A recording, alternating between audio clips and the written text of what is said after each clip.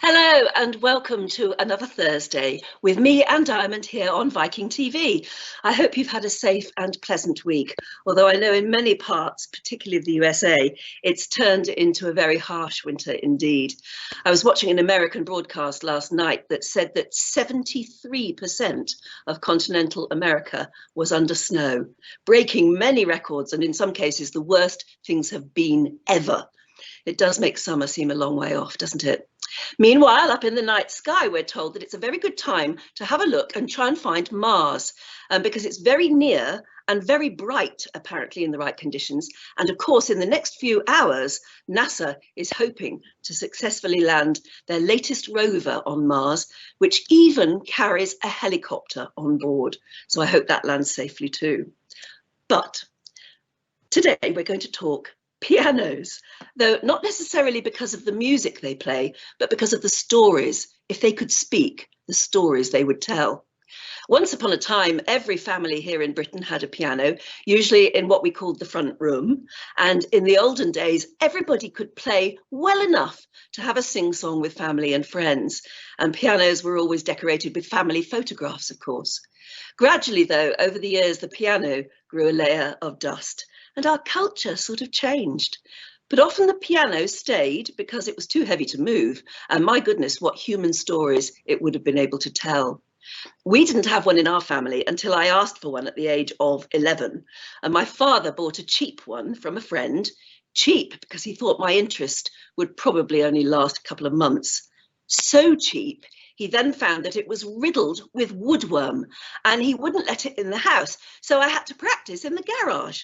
And then my father thought he would treat it with woodworm treatment, creosote or something like that, which made it absolutely stink and it warped the wooden parts of the frame. And so it went totally out of tune forever. My next big piano moment was some 30 years later when I decided to buy myself a baby grand for my birthday. I thought I deserved it. I was up late one night. I'd probably had one glass of wine too many. And I decided to go onto this totally new thing, to me at least, called eBay. And I bid on 3 baby grand pianos.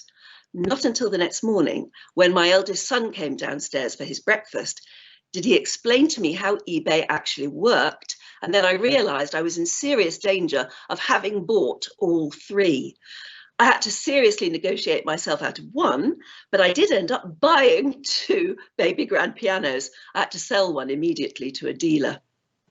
Well, today's guest has many, much more interesting piano stories to tell because she set out to discover the truth of a myth, the supposed lost pianos of Siberia. Her quest took her on a journey to a place most of us would literally think the last place in the world you would ever want to go, because its name sums up the worst of all fears, Siberia.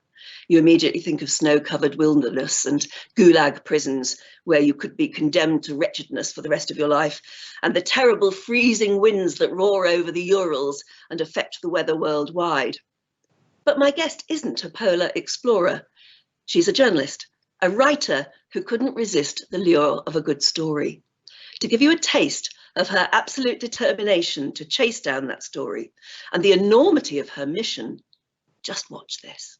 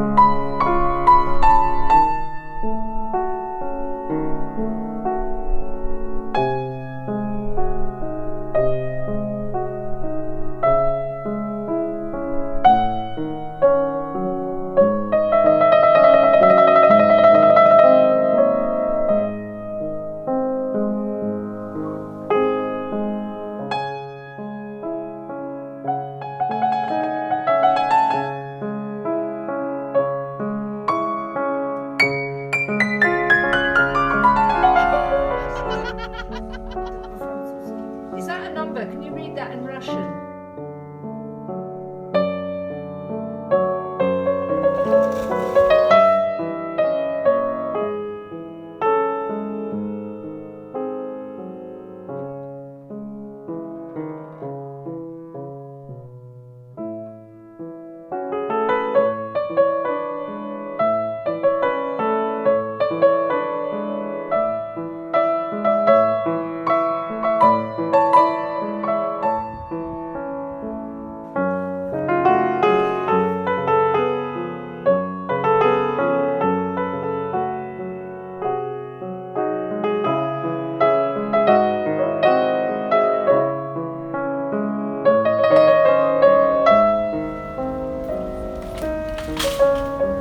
Drink and eat.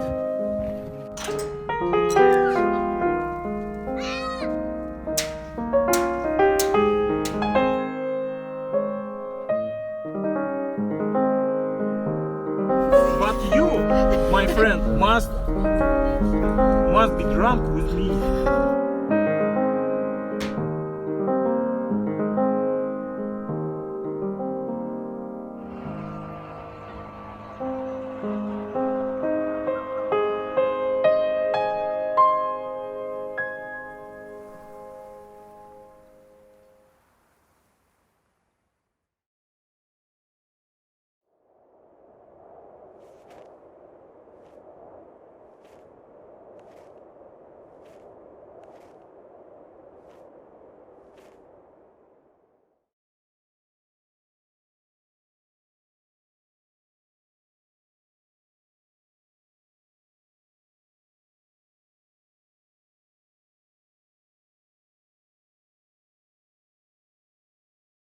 Isn't that the most incredible piece of video? So I'm glad to be able to introduce our author to you tonight. Joining us from her home in Dorset on the south coast of England, please meet Sophy Roberts. Hello and good evening. Hi, Anne. Good evening to you too. Oh my goodness, what an amazing adventure you've been on. But congratulations, because this is your first book, certainly your first non-fiction book, isn't it? Widely acclaimed. It's had some terrific reviews, and it really is such a powerful story, actually. It's not a travelogue, it's a story, isn't it? Yeah, it's a hard one to put on a shelf. Some of the bookshops have said that because it's a bit music, a bit history, a bit travel, a bit of madness. And as I heard you once say, actually, I didn't want to write a travelogue anyway, because they're the first books to go out to the charity shops. Well, yeah, they can be. In Lyme Regis, the little town I live in, that's the one I always see on the shelf as soon as I walk through the door. So I thought I was interested in trying to tell a story about a place that many people will never go to or want to go to, but to try and open it up through other means. And of course, music is a great leveler. And yes. So that was the instinct. And there's something about beautiful instruments, and I gather that a lot of people who play cellos and double basses and things like that say if only their instrument could tell the story, and you've been able to give those pianos a voice. How did you hear about the myth of the Lost Pianos of Siberia? Well, it's a good question, and it's a bit of one that wrong foots the reader, because I first heard that phrase in Mongolia. Mongolia is a place I love. I've been going there for 20 years. I went there first as a journalist, actually, for the Financial Times, and I fell in love with these kind of wild and fenceless landscapes. It's extraordinary. It's a country where there are more horses than people, and in a remote area in the west of Mongolia, I made friends with a family.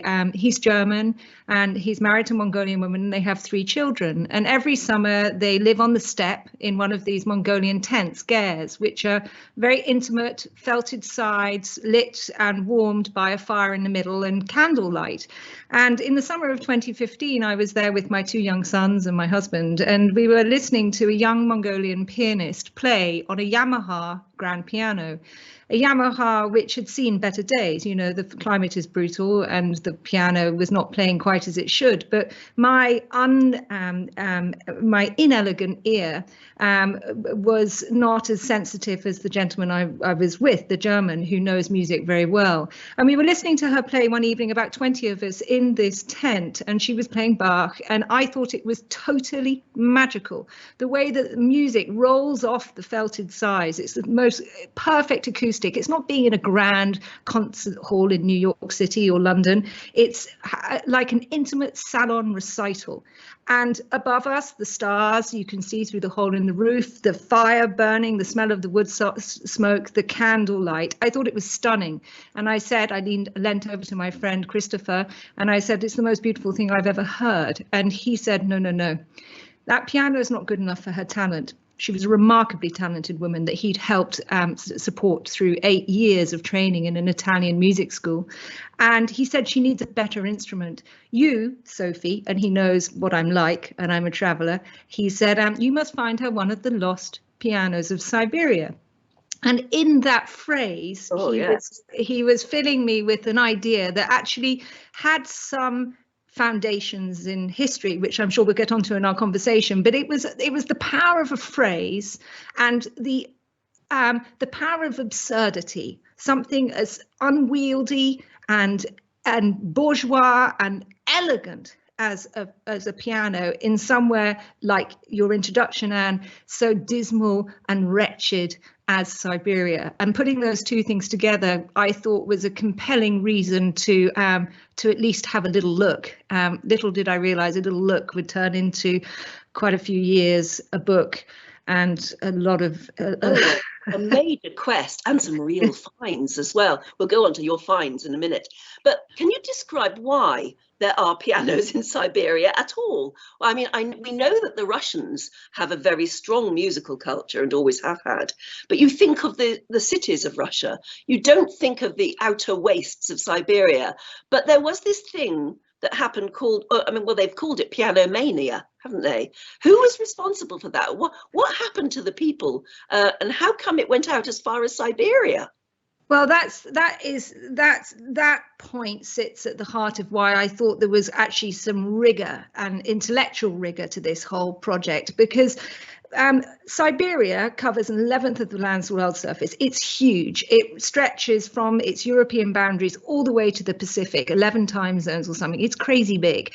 And as the piano was entering Western culture, and it entered Russia under the patronage of Catherine the Great, who of course was a great Anglophile. If she could have a Scottish gardener, she would have one. If she could have an English piano maker, she would have one. If she could have anything that was new and shiny, she would bring it in, and that included this musical instrument. So she started a fashion for keyboard instruments that then proliferated under huge state subsidies that the Tsarist regime ran, and these state subsidies meant that it was very cheap to have a piano in Russia. And at the same time, in the Western Europe, the Western cities of Russia, so Petersburg and Moscow, you had the early virtuosos, that image you just saw of Franz Liszt playing in 1842. It was described, I mean, it's unbelievable. You read it and you think it's the Rolling Stones at a rock concert. Yes. You know, people grabbing for his hair and picking up the cherry pips he spat out and wearing them as lockets round their necks. It was total piano mania. 100 apartments, there was one contemporary critic said 99 would have an instrument in and they would share a piano tuner. So this piano mania that was gripping Western Russia was also occurring at the same time that Western Russia was beginning to really penetrate the eastern reaches of the empire into Siberia, over those Ural Mountains, all the way out to the Pacific. This is before there's a railway. So they're doing it by its governors, its aristocratic exiles, its governors' wives, its misfits and mavericks. And they are through through an affection for this instrument, or because they want to hold on to the sort of props of their status in a place as barbaric as Siberia. They took their pianos with them, and that I just thought was gripping in its almost its absurdity, but yes, also, as I was to discover, its kind of beauty. Sort of eccentricity. So are you a pianist yourself? Were you interested in the pianos or the stories the pianos could tell you? I'm interested in people, and I'm interested in trying to find a connection with people that is without the baggage of politics. It's without the baggage of background. It's a place where we can, on neutral territory, communicate as human beings. And music is a great neutralizer. There was a British consul to Siberia during the time of the revolution who said, and he's written a whole book about his time there, and in it he was a great pianist. He talks about pianos being a passport to Russia. And I found the same thing in 2016, 2017, 2018, when I was on the road there. I would knock on a door in the middle of nowhere.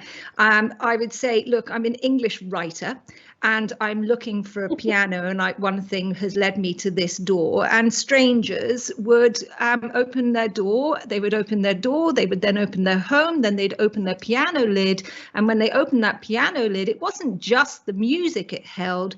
It was the stories of endurance, of solace, of passion, of love affairs lost, of wanting to hold on to something through all these seismic periods of Russian history.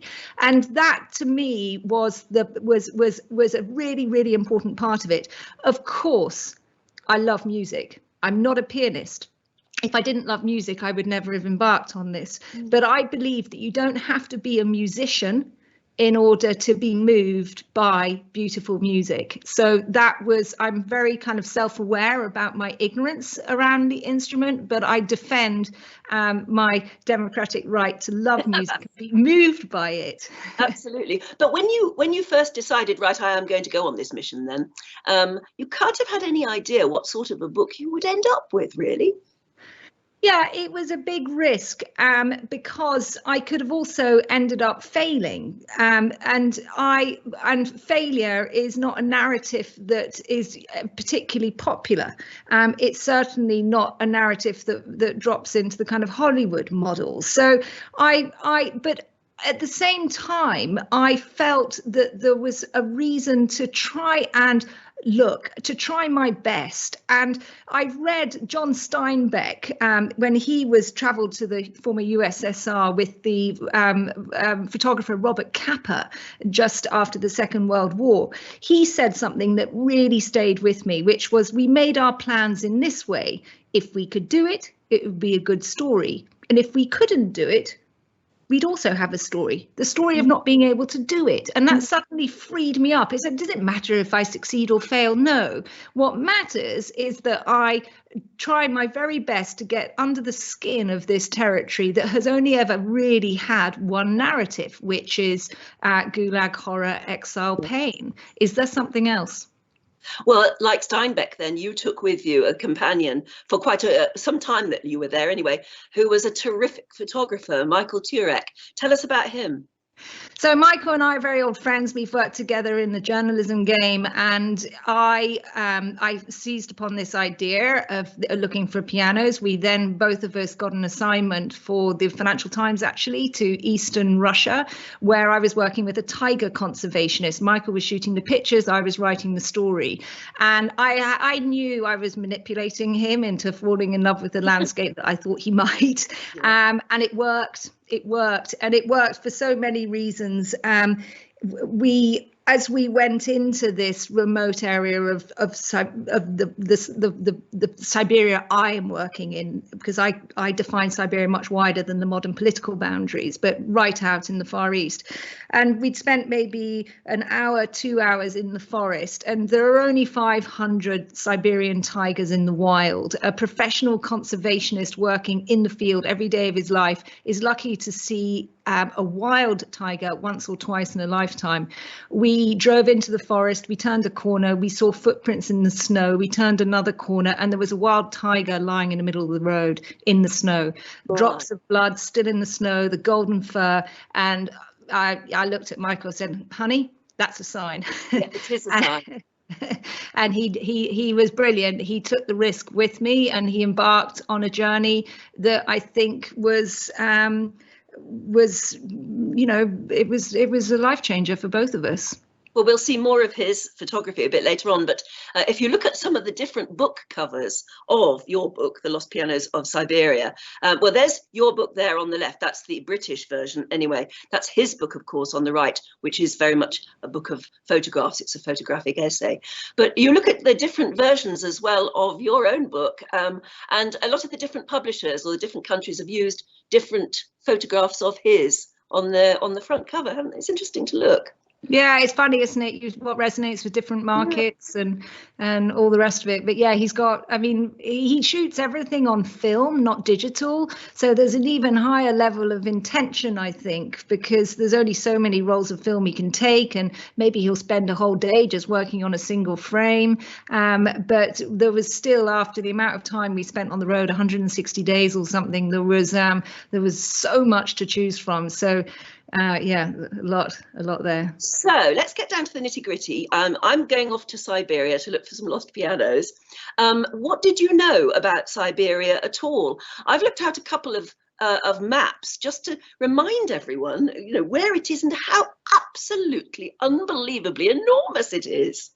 Yeah, no, it's huge. I mean, so if you go from the dark green to the right, that is the Siberia I covered. I went by Anton Chekhov's late 19th century definition. He traveled across Siberia, and he said Siberia begins in the Ural Mountains in the city of Ekaterinburg and ends, and I loved this, goodness knows where. And those three words gave me the poetry and the latitude to go right out into the far eastern reaches to Kamchatka, which is that volcanic peninsula that drifts down into the Pacific, the Kuril Islands, which are tiny dots just hanging off the end of Kamchatka.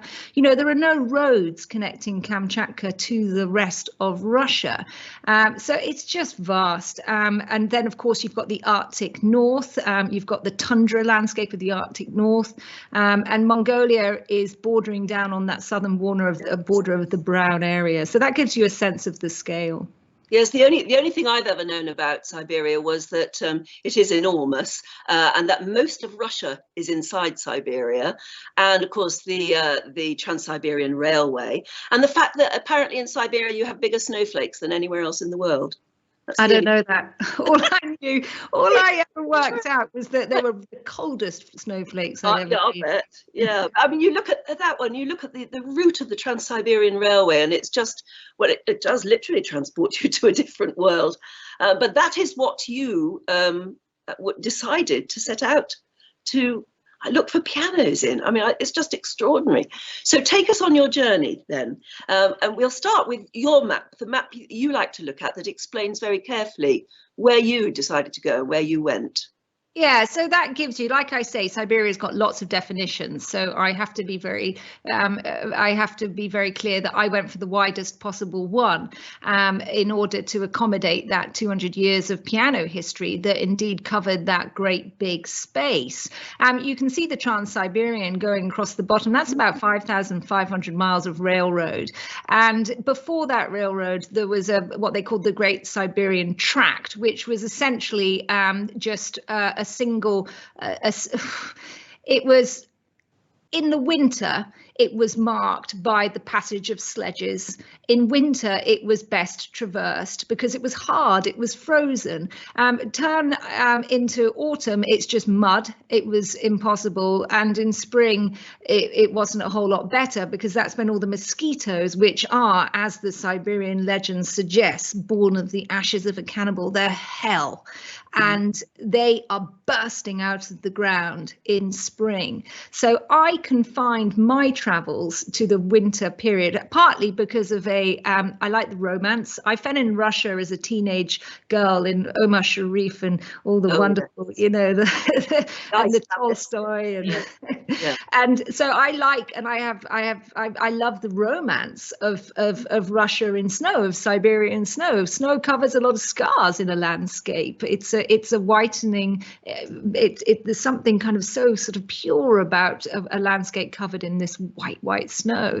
So I decided to travel in winter. I also had a pretty dangerous allergic reaction to the mosquitoes when I was in the far north in an area called Kolimar, where I was wearing 2 layers. I was wearing full mosquito nets and all the rest, but I had a real problem with it. So I stuck my stopped traveling in winter. Yes, yeah, they sound aggressive, don't they?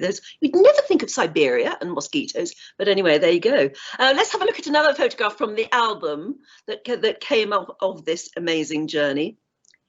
Now, I can't figure out what you're doing there, except it does look a bit as though you might all be snorting cocaine off the ice. I never said that, Anne, but now I look at it. No, we were having great fun. We were crossing Lake Baikal, which is, you know, holds 1/5 of the world's fresh water, the deepest lake on Earth, an extraordinary phenomenon. It sits right at the heart of Siberia. And we were crossing that in winter on this hovercraft you see in the background. And the very jovial captain cut little holes in the ice for a ritual that he liked to put on the table, which was little shots of vodka. So that's what we're doing to give us safe passage. But on a more serious note, the reason I was crossing it was following in the footsteps of a remarkable woman called Maria Volkonskaya, who crossed that in the 1820s. She was an aristocrat, a princess, and she crossed that same lake across that same region with a piano strapped onto the back of her sledge in order. It's amazing. She took a piano with her.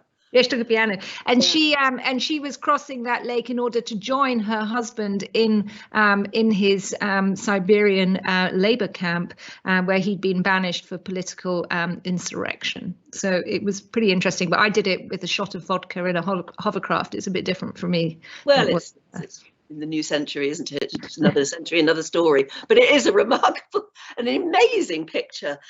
Yeah. So let's move on to the next one. See what the story is. You see, that it just says Siberia to us all. Is that's a railway? Is that the Trans-Siberian? That's the Trans-Siberian, and I think I never went on. There's a very grand tourist train, I believe, that uses the same route. I used the local trains. I was hopping on and off. I loved them. I could write and read for days, and Michael spent hours photographing strangers who made him feel at home on these railway journeys. But at one moment in time, that Trans-Siberian Railway, there's some incredible descriptions from sort of early 20th century travelers of the dining hall, the dining car being turned into a music hall where there was a piano, and how the piano was used to stir they lifted up the top board and they would stack the dirty dishes in it, which kind of breaks your heart. But there were stories of Becksteins. There was a wonderful description of a woman with wore diamonds that they were so big they made your eyes ache, which I just loved. So it was kind of, I was retrieving story as much as kind of looking with my own eyes and using my ears and those I was hearing from contemporary people. How did you understand what they were saying? Do you speak Russian yourself? No, I did try. The truth is, I'm a working journalist. I work often in places where I don't speak a language, and you have to work with interpreters. Finding the right interpreter is a challenge. You make do when you're on a fly-in, fly-out job. For this, I could not make do. I needed somebody who totally understood what I was trying to do and could work empathetically with some quite sensitive stories. And I found a brilliant woman who stood by me through thick and thin, and I'm forever grateful to her. I just couldn't learn Russian with the speed I needed to do the book, and even if I had done, I wouldn't have understood the nuance that she as a professional was able to bring to the table. Absolutely, and maybe the different dialects as well. Okay, let's roll on to the next picture in the family album. That's just cold Siberia to me. Does it have a special significance? That I love, because it was working with Michael Turek, the photographer, we often had space to be alone and do what we had to do. I would do interviewing for hours and he'd just wander off. And this was a day that he wandered off in Vladivostok, and that is the Pacific beyond. And that is a swimming pool cut into the ice. And I love this picture because my professional history, I've written about lots of posh swimming pools. You know, I've worked for lots of glossy travel magazines and reviewed expensive hotels. And the last place I expected to see an infinity pool was cut into a frozen Pacific. But that's it. So I love that image. I did not know that. I thought that was probably where the ice-breaking ship had gone as far as it wanted to and then retreated. I didn't realise it was a swimming pool. But no, it's where the Siberians swim their winter lengths. Oh. There was this great lady, Anne, who I met in the shores of Lake Baikal very early on. She belonged to what they call an old believer community, so a sort of early Christian community. And she, she was so tough. And I said to her, how do you endure this place? You know, it's a miserable winter's night. And she looked at me and she went, oh, she basically said, get over it, Sophie. Siberia is a wardrobe problem. Too hot in summer, too cold in winter. And then she looked at me straight in the eye and she goes, dress properly. And I was put right back in my box. And I thought, yeah, she's right. You just got to dress properly. Yes, you've got the right gear. You're all right, I suppose. Okay, let's have a flip the album once more and see what we've got. Now, this needs a bit of explaining. Oh, this was magnificent. So one of the things that I hope emerges out of the book, and it's very important in the places I work, is that you see another side to the cliche or the assumption. That's why I travel, and that in Siberia there are so many levels. We'll talk some more about the music and the humanity and all of those things to counter the sort of the misery and the horror. But the other thing that really countered my assumptions was the profusion of wildlife. It is unbelievable, the wildlife. And this was in the Kuril Islands, where which is right on the edge, and these tiny volcanic dots in an area they call the fog archipelago, because it's often in mist and deep fog, and it's very tectonic. It's on the rim of fire, and there are these sunken volcanoes and calderas all down this rim with sort of hidden Soviet submarine bases. It's kind of a sort of lost world. And one evening I went in a boat into one of these sunken calderas, which is that image you see, and just hundreds of thousands of auklets were coming in for the evening, and it was like being in a storm of wings. It was just extraordinary, and I like the feeling of being reminded of that sort of abundance of life again in a place where you might not expect to find it. Maybe because there are fewer humans. Isn't it one of the least populated or the least populated place on the planet, Siberia? Yeah, regionally, absolutely, yeah. There you go. Right, next picture. Let's see what story is behind. Oh, I love this picture. We saw this little girl in the video earlier, and we may see her later, but there has to be a story here. Yeah, this was working in an area. One of the things that I was particularly interested in, sort of intellectually, was that the piano, of course, is a Western European instrument, and it was in a place in Siberia where there is a really rich indigenous history, and that indigenous history is primarily nomadic, and nomadic communities only take what they need. They don't carry anything beyond that. So a musical instrument to them is their lullaby singing voice, or maybe at most a mouth harp, but it is never anything bigger, because you're only carrying with you what you need to survive. I wanted to understand that baseline of experience in Siberia, that deeper indigenous history in Siberia, to understand what the piano's arrival in that culture really meant. And I found, in fact, that child you see belongs to the Nenets people. She's a member of that community up in the far north, in the Arctic region. And it was really interesting because they are reindeer herders. And I found a Nenets pianist composer who'd been sort of brought into the pianistic culture, the musical culture of Soviet Russia from that history. So it was really interesting. But this area in particular also there's so many things going on, you know, in modern Russia, because that Siberia is huge on oil and gas. and Khanty-Mansiysk is one of the biggest oil producing areas. To get into that region, we took a helicopter with some local boarding school children that have to be educated away from home, and then they're brought back in, and the state give helicopter service to bring them back to their families. So we hitched a ride on one of those, but we hitched out with oil and gas workers, and that is the reality of those remote areas. And that child you see in that photograph, we stayed with the family for a few days and met a shaman in that community. It was really interesting. I just needed context. I was looking for context. Yeah, and she's already solved the wardrobe problem. She's a little girl. She's having fun. She's playing around because she's solved the wardrobe problem. Let's have a look at the next picture. Oh, right. Where did you find this? So this is in one of the things that I think many of your viewers would have taken the Trans-Siberian, and they will have encountered in the cities on the Trans-Siberian, some of the big cities like Novosibirsk and Ulan-Ude. And these big cities have pretty exceptional musical venues and opera houses, including, and this sometimes takes people by surprise, it certainly did me, in Novosibirsk, effectively the capital of Siberia, that has the largest opera house in Russia. It's amazing. Oh.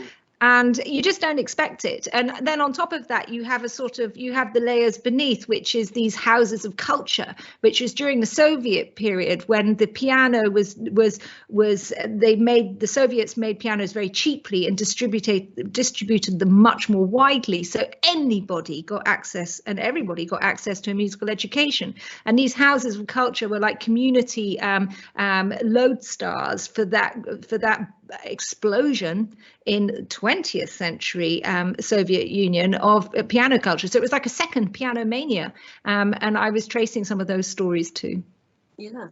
Okay, we'll flip to the next picture because we need to get on to, well, there's Liszt. We've seen Liszt before. Thank you very much, Franz Liszt, with the enormous hands. They always say he had enormous hands. That's why his music is almost unplayable to the average pianist anyway. Right, well, now, that's more of a historical photograph, yes?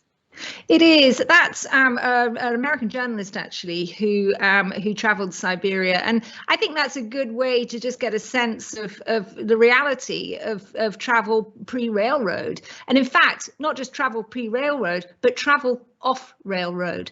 That is only one tiny little ribbon across that region you saw on the map earlier. But what happens when you turn left and right? And I encountered pianos that survive to this day that were taken in on tarantass and sledge like that, the one you see in that image. It's kind of amazing. And I suppose and that gets to the core of the thing, isn't it? Is if you can only take so much and you choose to take a piano, what does that say about your relationship with music and your relationship with that instrument? It says something major, and that was what I was kind of tapping into. It's interesting because about almost a year ago now, when we started Viking Television, I was interviewing Xander Parish, who's a Brit, who's now a principal dancer with the Mariinsky Ballet in St. Petersburg. And he was saying that the Russian attitude to music and opera and ballet is very different from what we Brits have, and actually to a certain extent Americans as well, where we see it as something very cultured and only certain posh people, rich people do. In Russia, everybody does it. They all do music, culture, ballet, theatre. Yeah, you've hit the nail on the head. Denis Matsuyev, who's the great Russian pianist, I was desperate to track him down because I thought that with his celebrity, I'd be able to access more piano stories.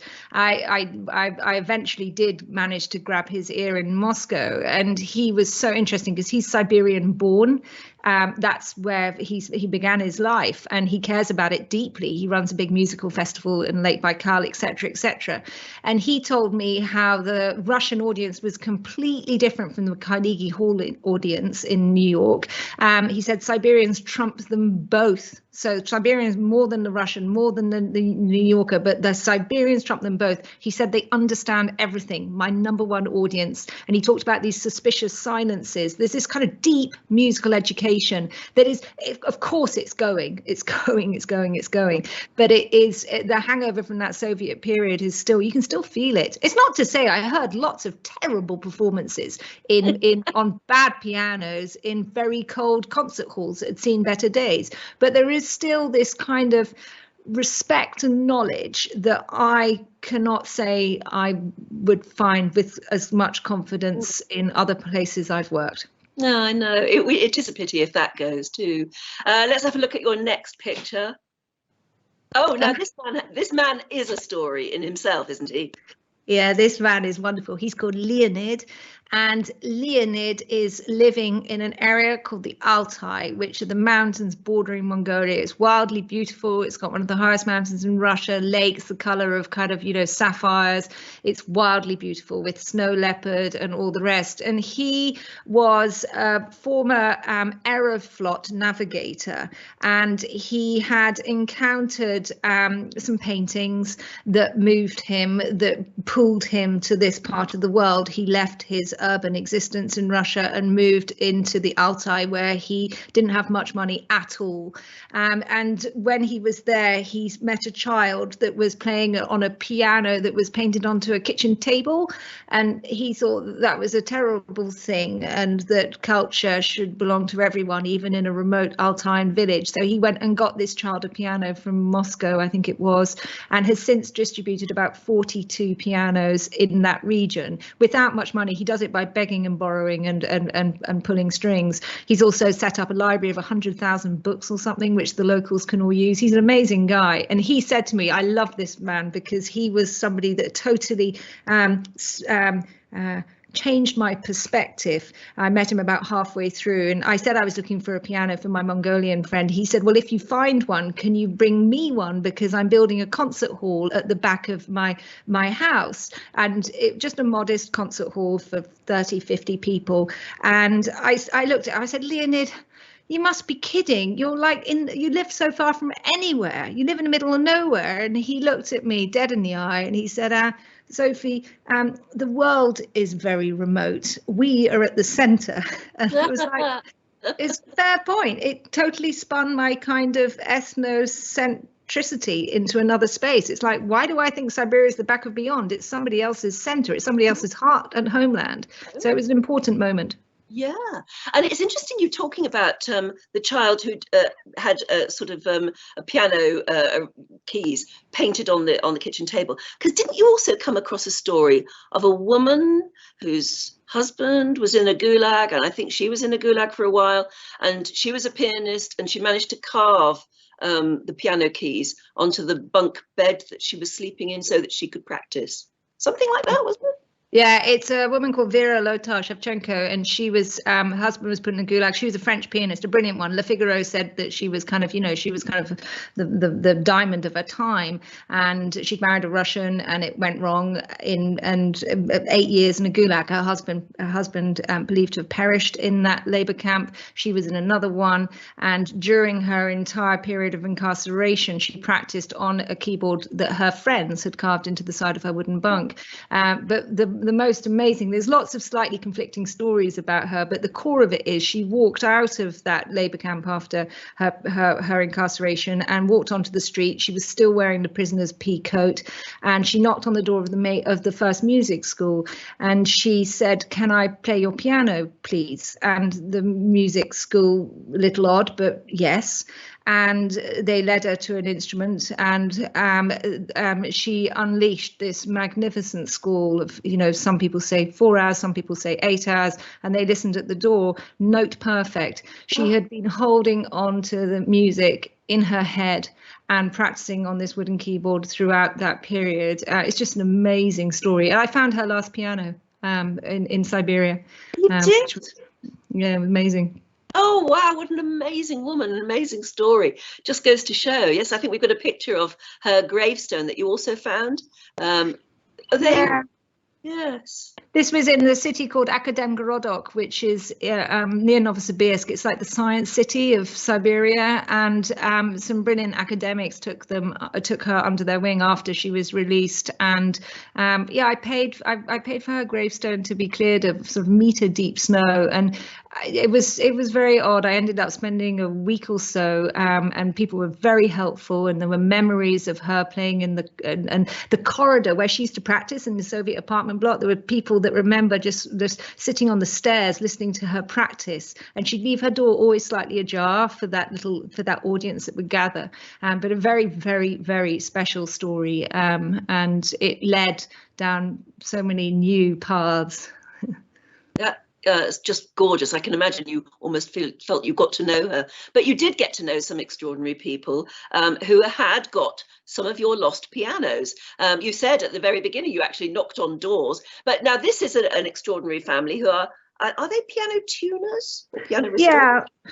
They are. This is in the basement of the Novosibirsk Opera House, which I was led to for a very different reason. Catherine the Great's first piano was a 1774 Zumpe. It was made in England, and it survives to this day because during the Second World War, what the Russians call the Great Patriotic War, it was evacuated to Siberia for safekeeping from Pavlovsk Palace in St. Petersburg, along with many other state treasures, including the prima ballerinas, including the major orchestras, including Lenin's embalmed corpse, and they were distributed into different parts of Siberia. Catherine's piano ended up in the basement of the Novosibirsk Opera House. I was interested in that. It was still when it was being built, actually, and I was digging into that and was feeling very excited because I got hold of some original archive work and all the rest of it. And I ended up knocking on the door, and a whole new story opened up, which was this family of piano tuners, one of whom had his piano workshop in that basement. And his father, you see on the right-hand side, is a gentleman called Vasily. And Vasily was a truck driver in the Soviet Union. And it was a tough life, minus 50, and it was a tough life, driving trucks for hundreds of miles and never really getting ahead. And he decided when he sold his first house, he used a quarter of the money to buy a piano in the belief that culture would change his family's lives. And indeed it did. His son, the gentleman in the red, learnt piano. He then went on to play the cello, and he plays in the Novosibirsk orchestra. But his two children, the gentleman in blue and Kostya on the left with the bow tie, who's one of the heroes in my book, they repair, and Kostya especially tunes pianos. And the stories that the grandson is in the center, the stories those guys have between them, and the story they led me to, it takes the reader to the end of the book. But really special family. Absolutely brilliant as well. And they're all beavering away underneath in that basement of the extraordinary place. I think we've got one more picture before we sort of change the mood. Oh yeah, now this is another extraordinary gentleman. Yeah, so you remember we were talking about Vera, who was the lady who played on the wooden keyboard in the Gulag. And when I was tracking her story down, I worked with the local Russian media because I was often having to work with piano tuners or Russian media or going into the sort of blogosphere to try and trace instruments that are, none of this is in news stories or it's all ungoogleable. That was the phrase. And in this in this particular little news item I was doing in Akademgorodok, there was a gentleman in the back of the room as we were trying to dig into Vera's last piano, a Mulbach piano. And I noticed him, my interpreter noticed him, we got talking with him. It turned out he was the last tuner of her piano, one of the last tuners of her piano. But it wasn't until about 48 hours later, a continued conversation, that we discovered that he had it's just the most incredible thing. I mean, this is Russia. He had survived the siege of Leningrad as a 5-year-old boy. The siege of Leningrad, the most bloody, most terrible thing. Yes, and he'd survived it and gone on to become a piano tuner. And the way he told this story is, he tells the story of, it was desperate. He thought that the bodies that they passed on the way through the city, he thought they were sleeping. They were corpses. He thought he was eating rabbit because somebody told him it was rabbit. It was cat.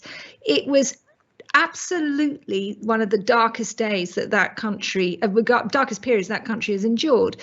But this gentleman, Stanislav, he had this kind of optimism about him that I just found so humbling. And he talked about, I said, how did you get through this? And he talked about, he was given a record player and he was given records, and his mother was working in the hospital. She was taking bodies to and fro to the cemetery. I mean, it's like unthinkable.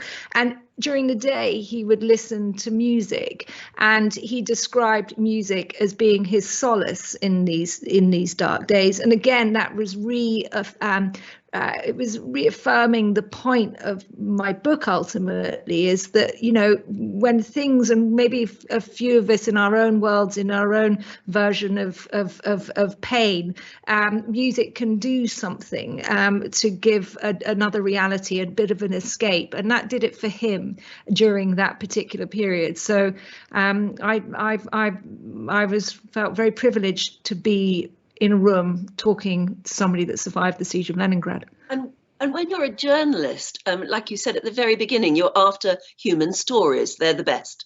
And you'd found so many and such amazing stories that hadn't been told and deserved to be. At what point in your quest, in your mission, did you think, oh my goodness, I really have got a book here? I had to get a book because I got an advance from a publisher, so I had to deliver a book. But I knew I had a story when I saw the tiger in the wild. Yes. Because my curiosity was so aroused and my passion was so alive that to me is enough to write. It was enough to start on something. And I had this dear friend and colleague, Michael, who was very, very excited about the pictures he was taking. And some things, like dragging a piano across the snow pre-railway, are a bit mad. But I think that I was very lucky to be brought up by two quite artistic parents who always told me that there's nothing crazy in an attempt.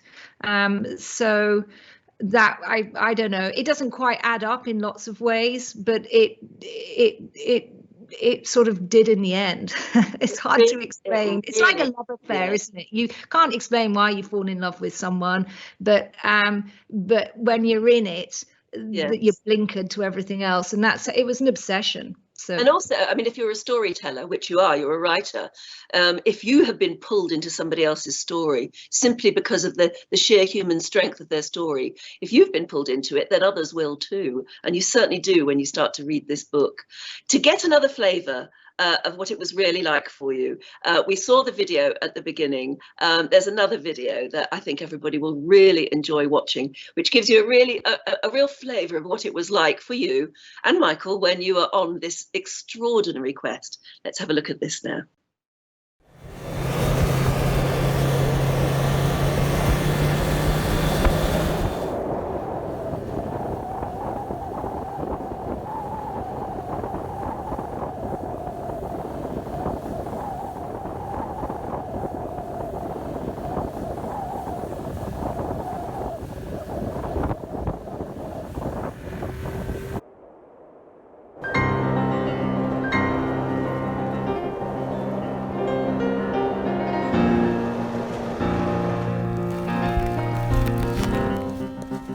I give it 8 of the 10.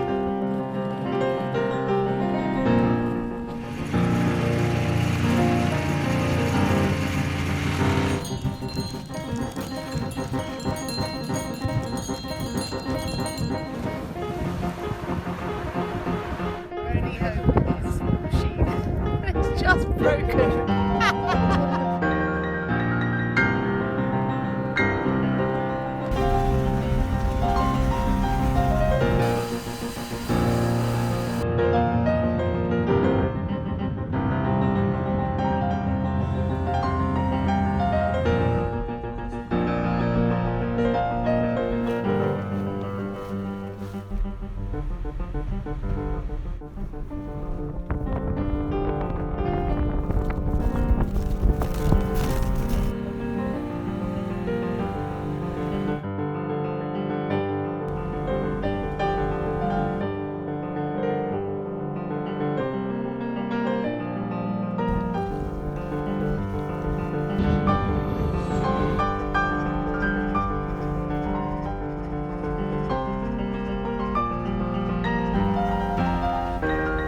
decimated.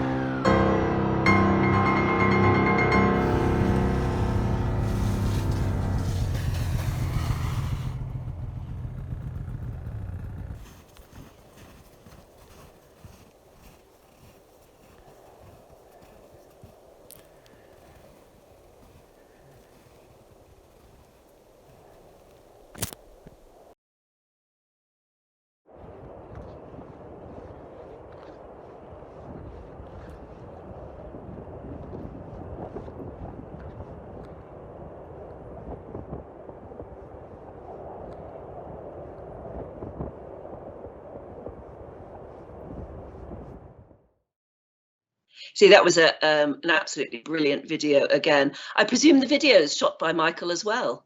Yeah. Michael shot everything on iPhone. He was, you know, yeah, it's all shot on iPhone. Isn't that astonishing? Oh my goodness. And I know that the music, of course, in those videos is sensational as well. And I gather that when COVID is over and you'll be able to go and do concerts and talks and theatre events, you and the pianist there plan to get together to do some of those events together.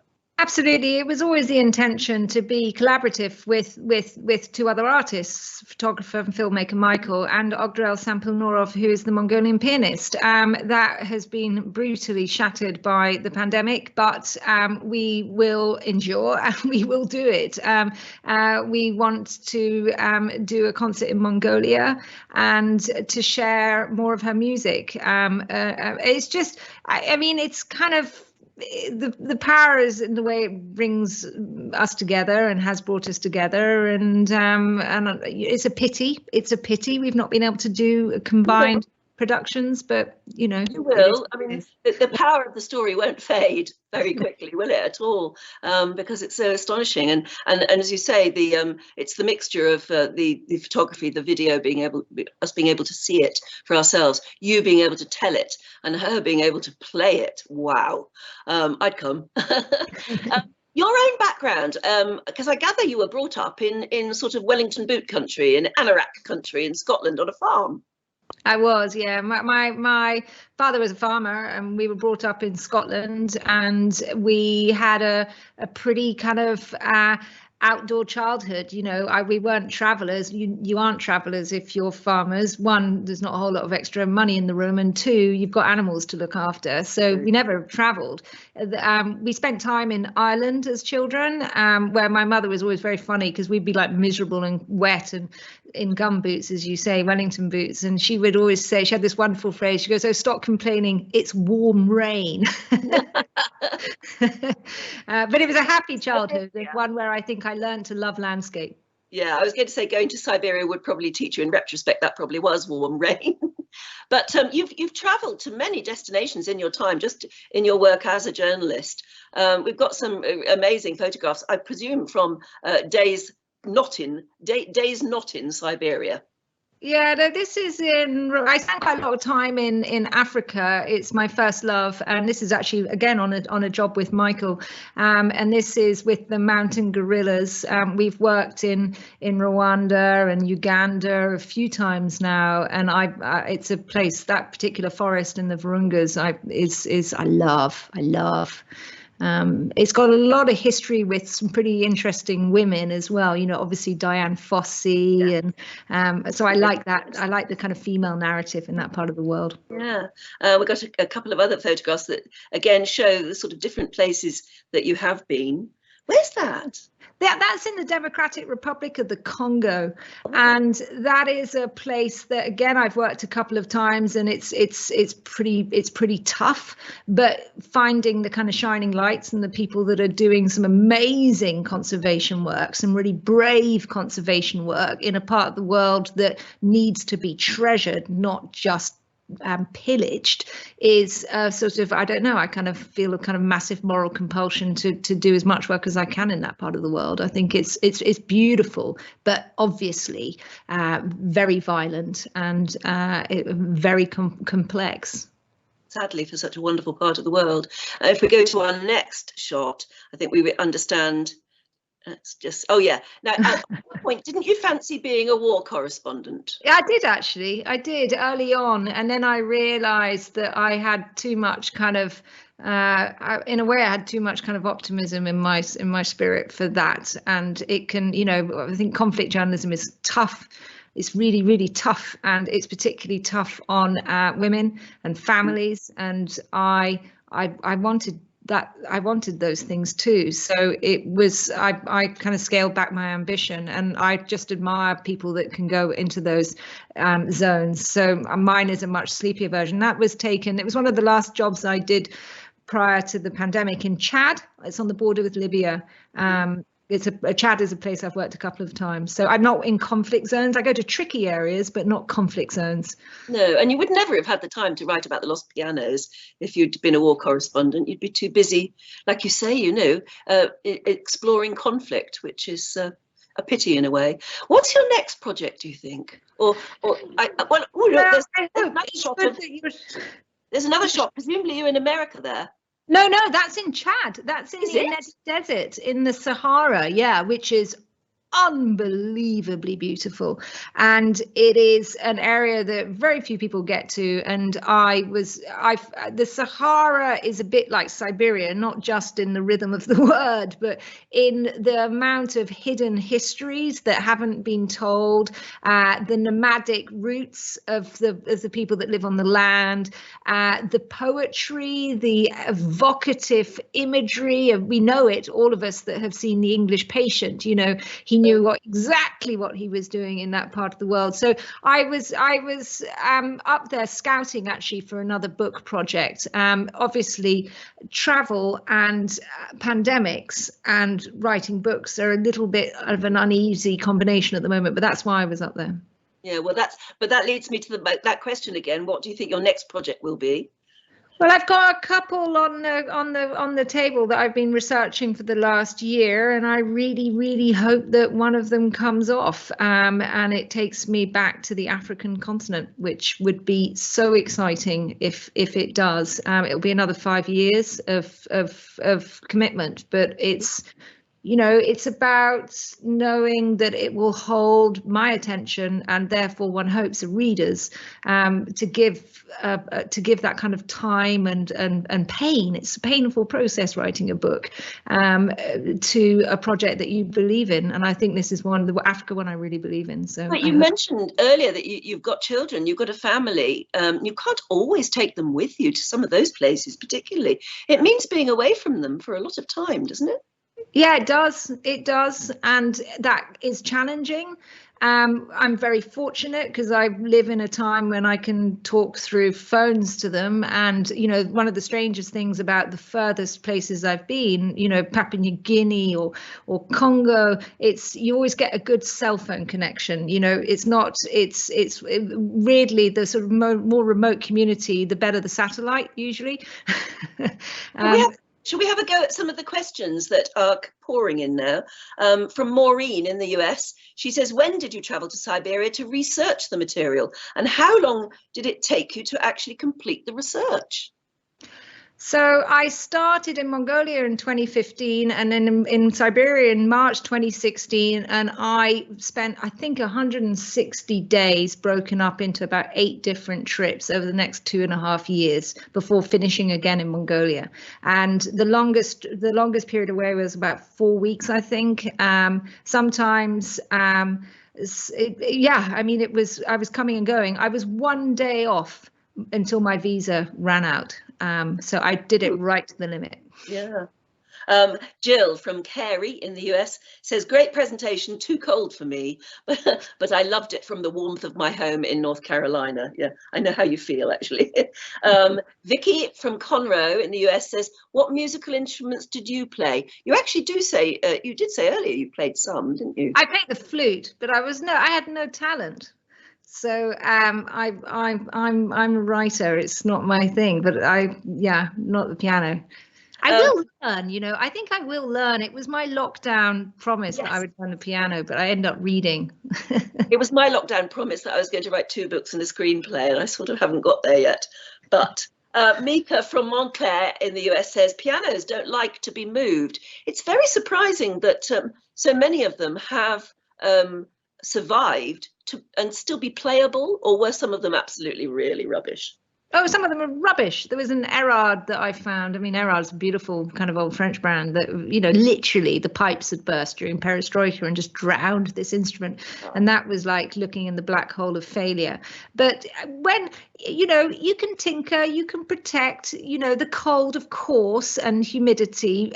There is break soundboards. But again, you know, if you don't ignore it, you can do something to keep the sound. And sometimes, and I think this is really important for the viewers to know, you know, sometimes it wasn't about the quality of sound. It was about the depth of story that those instruments opened up. I mean, many of your viewers would have maybe encountered Edmund de Waal's book, Hair with Amber Eyes, which is the most incredible book. And he inspired me with a line in that said, objects have always been carried, sold, bartered, retrieved and lost. People have always given gifts. And this is really important. It's how you tell their stories that matters. And that to me was just like, again, through an object, through my quest and a search for an object, I could reveal something about humanity and about the things that hold us together or divide us. And that was really the sort of deeper line that I was drawing, rather than the perfect Steinway sound, which of course you can buy and have shipped to anywhere in the world now. Yeah, we can buy it on CD, can't you, or whatever nowadays. And but that's not the same as the actual instrument, and thinking of the people who played it and what it meant to them and why. Okay, Shelton in Silver Spring says, now this is a difficult one. What was the most suspenseful experience you had on your journey in preparing to write your book? How did that experience end? Did you ever feel that you were in danger? I mean, you said everybody was nice, but were they all nice? No. Oh God, no. No, absolutely not. I mean, I think you have to believe in the good in people before you believe in the bad to be a decent traveller, because otherwise you wouldn't move out of your door, out of your house. So that is and always will be my approach. But, you know, I flew to Irkutsk to meet somebody who I knew, because I'd already done one interview, was sitting on an extraordinary collection of stories. And at 10 o'clock at night, I got a call saying he wasn't turning up. And so, you know, things like that. But that was sort of frustrating and distressing in a different way. I felt sometimes, you know, climatically it could get dangerous. There was, when I was in Kamchatka, I was tracing a story that goes right out to the sort of wilds of the volcanoes, and I was right on the edge of a properly bad accident with frostbite, and that was just my own negligence. But yeah, there were some really tricky moments, you know. Of course, that's humanity for you, isn't it, I suppose? And the world, and the dangerous world you were in, the Siberian ice, it has to have its dangers. Danielle from Orion Chartered Township in the United States says, Miss Roberts, I loved your book. Thank you so much for sharing with us your adventure. Isn't that Oh, nice? thank you very much. That's kind. But it is the most amazing book. It's the most amazing story, I think. What an incredible mission to have gone on. And like I said, you've given those lost pianos their voice. You've reclaimed their voice for them and their stories, and all the people who owned them and why they did and everything. I just find it so romantic. It's incredible. But I'm very glad you did the journey and not me. Because it sounds as though it was quite harsh. So can I just say, Sophie, thank you so much for joining us tonight. We've been talking for so long, and I know that everybody has enjoyed all the stories you have to tell, but there are more in the book. It's absolutely jam-packed full of stories, and I love them. I haven't got to the end yet, but I'm looking forward to that too. So Sophie, thank you so much for joining us.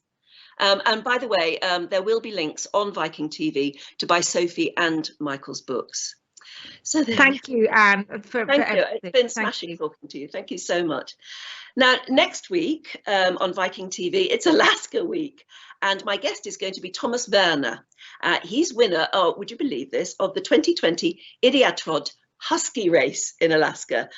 Thomas is a dog musher who actually lives in Norway, and he's going to be telling us all about life with the Huskies, training and competing in a legendary race it is. So I'm looking forward to that. But before we go, I thought you'd really love to see again the video we showed first over an hour ago now of Sophie's extraordinary mission to find the lost pianos of Siberia. So from me and Diamond, goodbye and have a safe and I hope warmer week. Here's the Lost Pianos of Siberia, the video.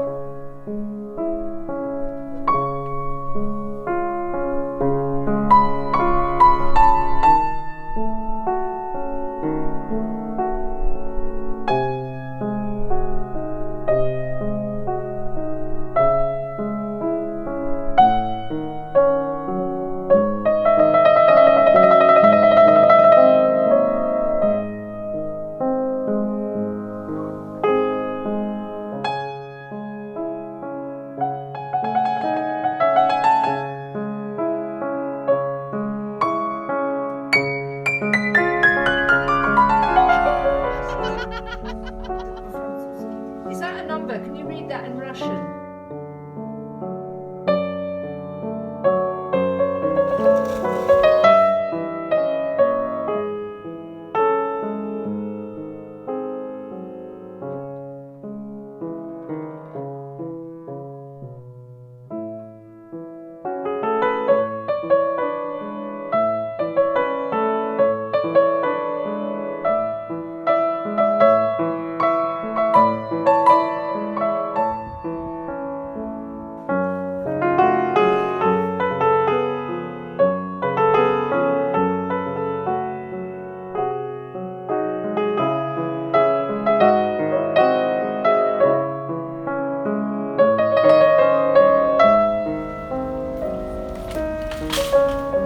Drink and eat.